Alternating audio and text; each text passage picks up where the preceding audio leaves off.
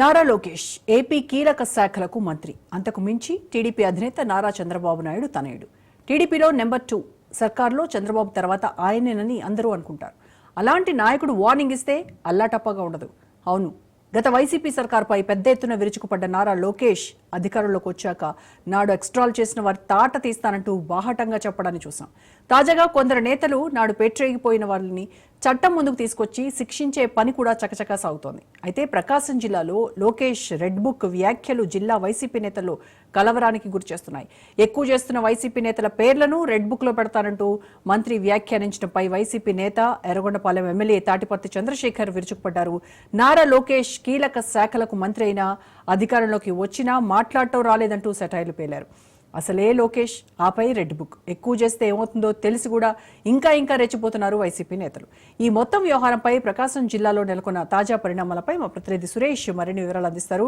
సురేష్, మొత్తానికి ప్రకాశం జిల్లాలో నారా లోకేష్ పర్యటన వైసీపీ జిల్లా నేతల్లో ఒక ప్రకంపనను సృష్టిస్తుందనే చెప్పుకోవాలి.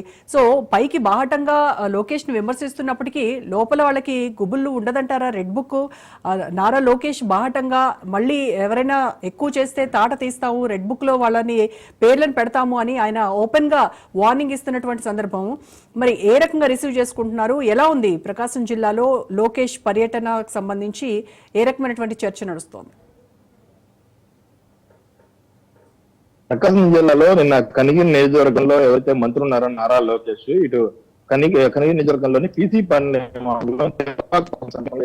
సంస్థ ఆధ్వర్యంలో ప్రారంభిస్తున్నారు ఈ కంప్రెస్డ్ బయోగ్యాస్ ప్లాంట్ కి అయితే నిన్న భూమి పూజ చేశారు. ఈ కార్యక్రమంలో అయితే ఇటు జిల్లాకు చెందిన మంత్రి గొట్టిపాటి రవికుమార్ తో పాటు మరో మంత్రి డోలా బాలవినోద్ స్వామి, అట్లాగే స్థానిక ఎమ్మెల్యే కనిగిరి ఎమ్మెల్యే ఇటు ముక్కు ఉగ్ర నరసింహారెడ్డితో పాటు స్థానికంగా ఉన్న ఎమ్మెల్యేలు, జిల్లా కలెక్టర్ పాటు ఇతర అధికారులు కూడా పాల్గొన్న పరిస్థితి ఉంది. అయితే మొదట భూమి పూజ అనంతరం ఆ తర్వాత అక్కడ ఏర్పాటు చేసిన వాటిని కూడా పరిశీలించారు. అయితే ఆ తర్వాత ఏదైతే జరిగిందో బహిరంగ సభ, ఆ సభలో దాదాపుగా సభకు 10,000 నుంచి 15,000 మంది అయితే స్థానికంగా చుట్టుపక్కల ఉన్న ప్రజలైతే అక్కడైతే గ్యాదర్ చేసిన పరిస్థితి అయితే కనబడుతుంది. ఆ సభలో అయితే ఇటు మంత్రి గొట్టిపాటి రవికుమార్ తో పాటు అట్లాగే డోలా బాలవినోద్ కూడా మాట్లాడారు. అనంతరం ఇటు ఎవరైతే మంత్రి నారా లోకేష్ ఉన్నారో చీఫ్ గెస్ట్ గా వచ్చిన వ్యక్తి ఆయన మాట్లాడిన ప్రారంభించారు. అయితే మొదట గత వైసీపీ ప్రభుత్వంలో జరిగిన అక్రమాలు, అన్యాయాల గురించి మాట్లాడిన నారా లోకేష్ తర్వాత ఇప్పుడున్న ప్రభుత్వం ఏదైతే వచ్చి సంవత్సరం కావస్తుందో ఈ ప్రభుత్వం వచ్చిన తర్వాత ఎలాంటి చర్యలు చేపట్టారు, అట్లాగే ఉమ్మడి ప్రకాశం జిల్లాను ఏ విధంగా అభివృద్ధి చేయడానికి ముందుగా అడుగులు వేస్తున్నారని మాట్లాడిన పరిస్థితి ఉంది. అయితే ఈ క్రమంలో లాస్ట్ గా మంత్రి నారా లోకేష్ చివరి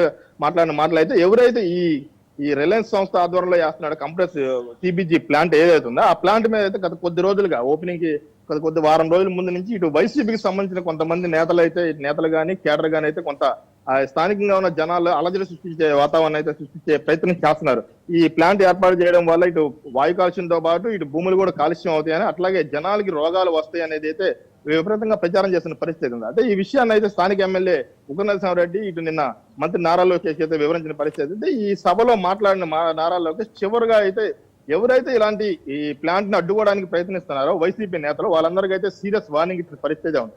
గతంలో ఇక్కడ జిల్లాలో ఆయన పాదయాత్ర చేసిన పరిస్థితి ఉందో అప్పుడు ఇక్కడ ఏదైతే సమస్యలు విన్నారో వాటి మీద మేము ఫోకస్ చేస్తాం, జిల్లాని ఏదైతే అభివృద్ధి చేయడం కోసమే ఇటు ఏదైతే ఈ కనిగిరి ప్రాంత ప్రజలంతా వరదలు వెళ్తున్నారు కాబట్టి ఇక్కడ విపరీతమైన గవర్నమెంట్ ల్యాండ్లు ఉన్నాయి కాబట్టి ఇక్కడ మేము ప్లాంట్లు ఏర్పాటు చేస్తున్నాం. ప్రస్తుతం 133 కోట్లు పెట్టి ఒక ప్లాంట్ ఏర్పాటు చేస్తున్నాం. అట్లాగే దీనికి అనుబంధంగా మరిన్ని ప్లాంట్లు కూడా ఏర్పాటు చేసి ఈ జిల్లాలో ఏదైతే ఉపాధి కల్పిస్తామో ఇప్పుడు ఏర్పాటు చేసిన ప్లాంట్ ద్వారా పరోక్షంగా కానీ ప్రత్యక్షంగానే 2,000 మందికి అయితే ఉపాధి లభిస్తుంది. ఇలాంటి వాటిని వైసీపీ నేతలు చెరగొడడానికి ప్రయత్నం చేస్తున్నారు. ఇక్కడ స్థానికంగా ఉన్న ప్రజల్లో అలజడి సృష్టించి ఈ ప్లాంట్ ని అడ్డుకునే ప్రయత్నం చేస్తున్నారు. అలాంటి వాళ్ళ పేర్లను అయితే రెడ్ బుక్ లో నమోదు చేస్తున్నాం. ఇప్పటికే గత ప్రభుత్వంలో ఎవరైతే ఇటు అన్యాయంగా టీడీపీ నేతల మీద కానీ కార్యకర్తల మీద కేసులు పెట్టారో వారందరి పేర్లు కూడా రెడ్ బుక్ లో నమోదు చేసాం. వారిపైన ఏదైతే చట్టపరమైన కఠినమైన చర్యలు తీసుకుంటున్న పరిస్థితి ఉంది. ఇకపైన ఈ ప్లాంట్ ను అడ్డుకునే ప్రయత్నం చేస్తున్నా, లేకపోతే కావాలని చెప్పి ఎవరైనా ఇక్కడ స్థానికంగా అలజడి సృష్టిస్తున్న వైసీపీ నేతలకు అయితే మాస్ వార్నింగ్ అది ఇచ్చిన పరిస్థితి.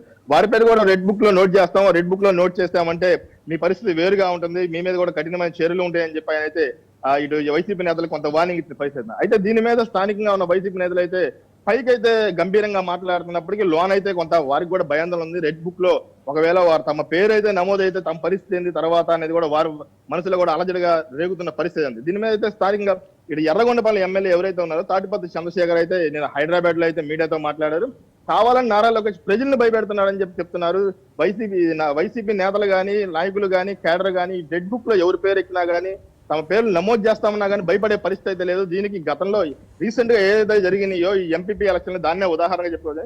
గత ఏడాది అవుతుంది ప్రభుత్వం వచ్చి జిల్లాలో ఎటువంటి పనులు చేశాయో చెప్పుకోలేని పరిస్థితిలో ఈ విధంగా కనిగిరి వచ్చిన నారా లోకేష్ మాట్లాడడం జరుగుతుందని చెప్పి ఆయన అయితే కొంత విమర్శలు చేసిన పరిస్థితి.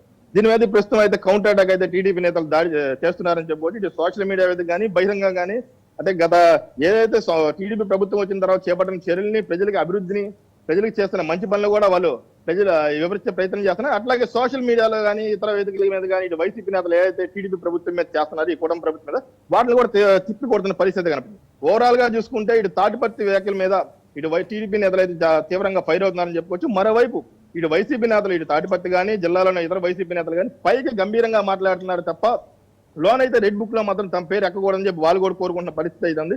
ఎర్రగొండపాలెం ఎమ్మెల్యే కూడా పైకి ఇంత గంభీరంగా మాట్లాడుతున్నాడు తప్ప కావాలని చెప్పి ఈ వ్యాఖ్యలు చేస్తున్నాడు.